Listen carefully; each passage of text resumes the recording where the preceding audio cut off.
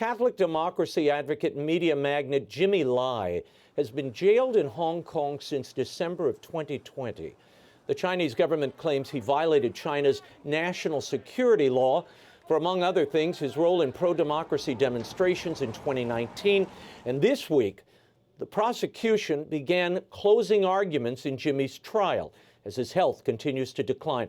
Joining me with an update on his father's fight is Jimmy's son, Sebastien Lai. Sebastien, thanks for being here. Your dad, Jimmy, has pled not guilty to 2 charges of colluding with foreign powers under that national security law I mentioned, and a separate charge of sedition he also has said he's not guilty of. He faces life in prison if he's convicted. In his closing arguments, the prosecutor emphasized Jimmy's international connections, which included prominent U.S. political figures. And the defense lawyer has argued that his support of freedom of speech and expression are neither wrong nor criminal. Your thoughts on the closing arguments so far?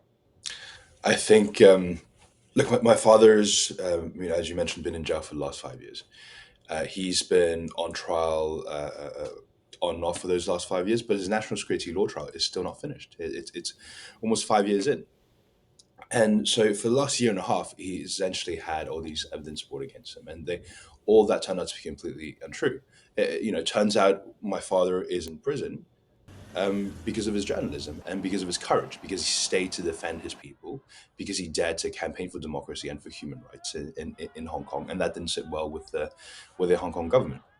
So it's this incredibly heartbreaking moment where they have a 77-year-old that is in not great health, and that unfortunately might pass away at any time. But it's also this very powerful moment where there's this man who landed in Hong Kong when he was 12 and running away from communist China, and in his 70s decided to stay and defend his principles, defend his journalists, and this is his sacrifice. That's what he's in jail for.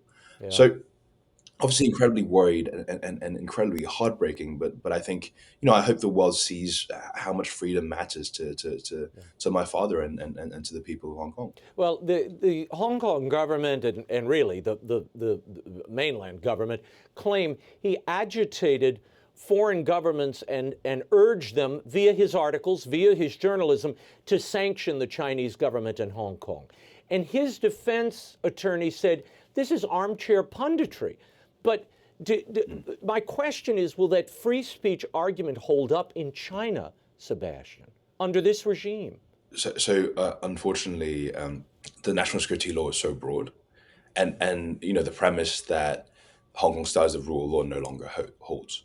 To give you an example, my father got more than a year in maximum security prison in solitary confinement on one of the sentences, which was for lighting a candle and saying a prayer at a Tiananmen Square massacre vigil. This is, I think anybody watching this knows how not just ridiculous, but how horrible it is to give someone a jail sentence over commemorating people who died for freedom and democracy in China. And so now we're now in a situation where look, my father said it best, I think, when he was giving testimony. He's like, look, my job as a journalist, as a publisher, is to hold a torch to the truth. And as you know, as a journalist, that's your role. That's what you have to do, no matter how hard it is. And that's what he was doing. No, and if they didn't, and if they didn't like the truth, then that's what they do to you in Hong Kong. So it's a textbook example of a show trial, of a weaponization of the legal system. Yeah. And my father's still fighting. My father's still holding on. What are you hearing from people in Hong Kong or on the mainland? Are they able to follow your father's case, or is the news being suppressed? It's an open trial, so they could still follow it in Hong Kong. Obviously, we are in a situation now where there's no free press in Hong Kong. Yeah, exactly. They sent 500 journalists to raid my father's a newspaper, arrested his colleagues. People are going to jail for liking social media posts or even writing on bathroom toilets. So it's essentially culled. Um, but foreign journalists can still go, and local journalists can still cover parts of it. So it's still there's at least that element of it. And from my understanding, my father is much skinnier and much weaker, but still, still strong in spirit, and still strong in mind. Sebastian, during last year's presidential election, uh, President Trump said on a podcast that, quote, 100% I'll get him out. He'll be easy to get out, end quote. Then last Thursday, in what appeared to be a toned down version of that earlier pledge, Trump said in an interview on Fox News Radio that he would do everything he could. Listen. I didn't say 100% I'd save him. I said 100% I'm going to be bringing it up, and I've already brought it up, and I'm going to do everything I can to save him.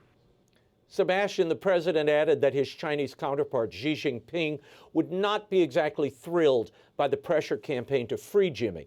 What are you hearing from the administration? Are they communicating with you?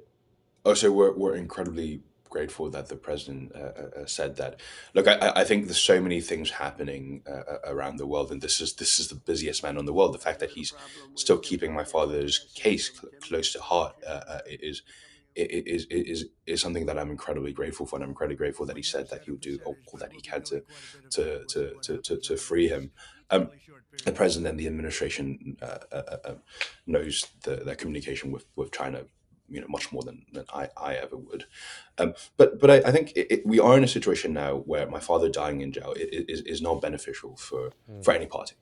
It's not beneficial for Hong Kong. It's not beneficial for China.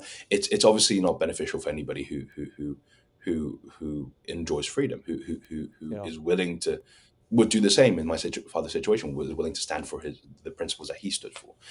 Freeing him for Hong Kong and China is a very easy way to sort of get rid of this problem. Just say, like, look, this man's 77, he's going to die at any point. He's a hero to many around the world. We could just put him on a plane and send him to the US or to the UK. And it'll take you 2-3 hours, and that's it, and that's done.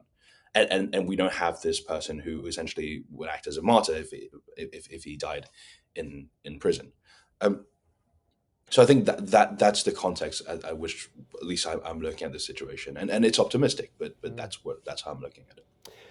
Sebastian, Father Robert Sirico, the founder of the Acton Institute, a frequent guest on this show, told CNA at the start of your father's trial that he had little hope that the Chinese government would allow Jimmy to walk free.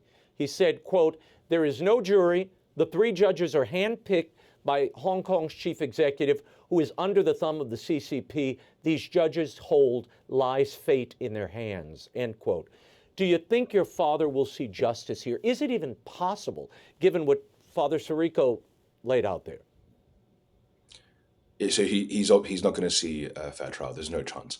On top of what you said, there's allegations of witnesses being tortured to give testimony. So it's an absolute kangaroo trial. It's an absolute show trial, which is why we're so grateful that the president said that he would try his hardest to free my father, because my father's never going to get a fair trial. Anybody looking at what's happening to my father sees the destruction of the rule of law in Hong Kong, sees this place that used to be vibrant, used to be a financial center, essentially based on trust. And rules being broken down. It's the instead of the rule of law, it's the rule of man. Yeah.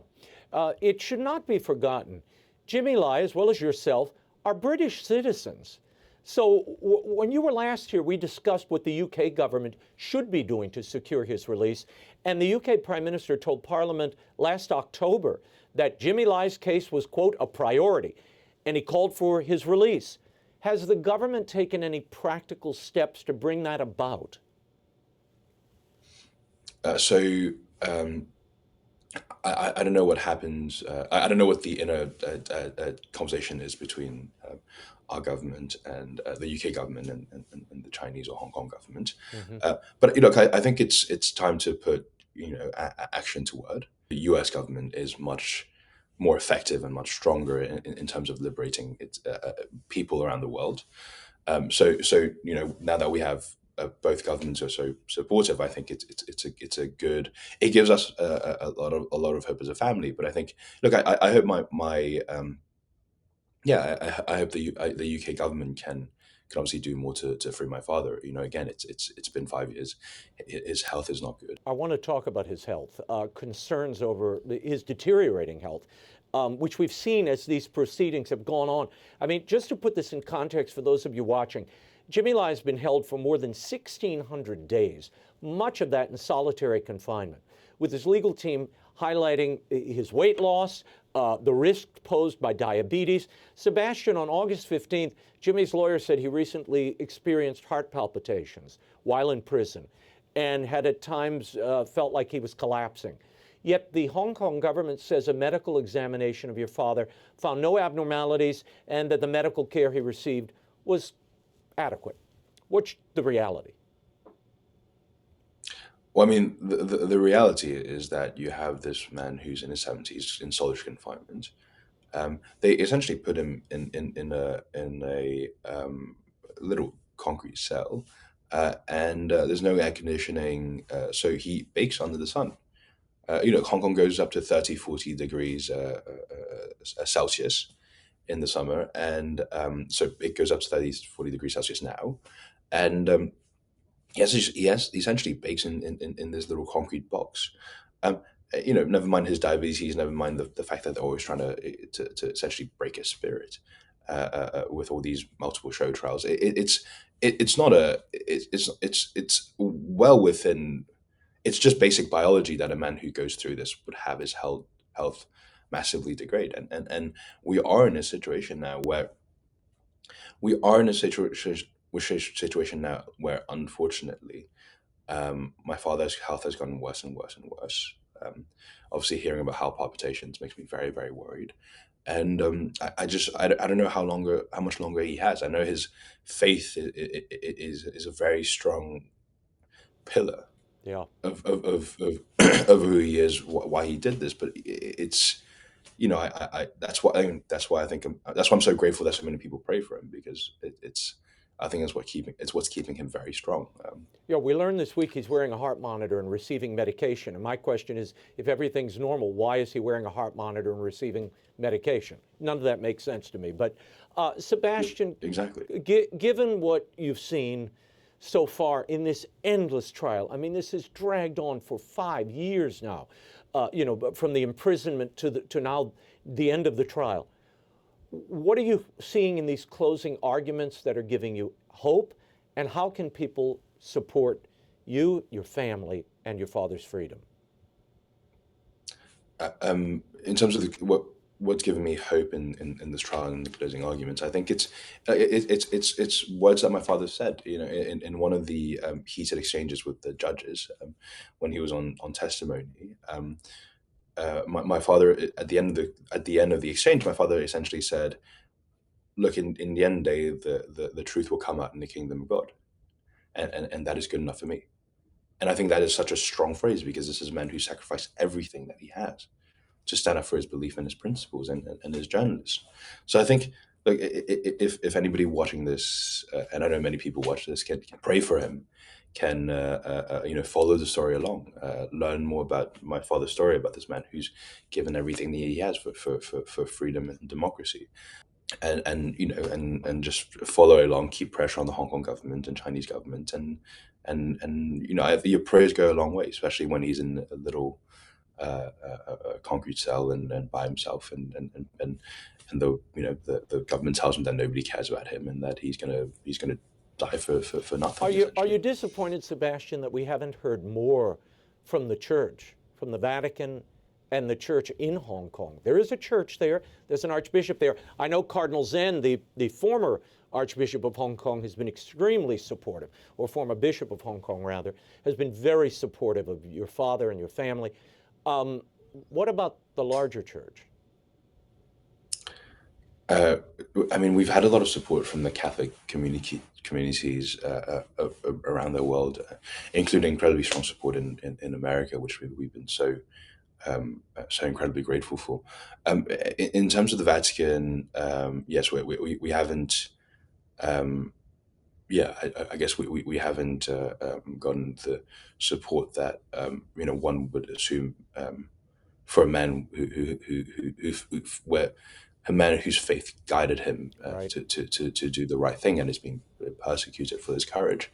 But I am hopeful. I am hopeful that I am hopeful because under any scenario and worldview, my father did the right thing, and I think that it's the Vatican's responsibility to support one person who has done the right things, especially when faith is what's holding him so strong. Yeah, and his Catholic faith has sustained him in this true war to bring about freedom, not only of persons, but of spirit and minds. And Yeah. he sacrificed everything, sacrificed his media empire, and now he's put his life on the line. The least diplomats can do is engage and join that fight. Sebastien Lai, I thank you so much for being here. Our prayers are with you, your father, the entire family. We will stay on this story. Thank you for your time, and we'll check back in the days and weeks ahead. Thank you so much. Thank you so much for having me. Thank you, Sebastien.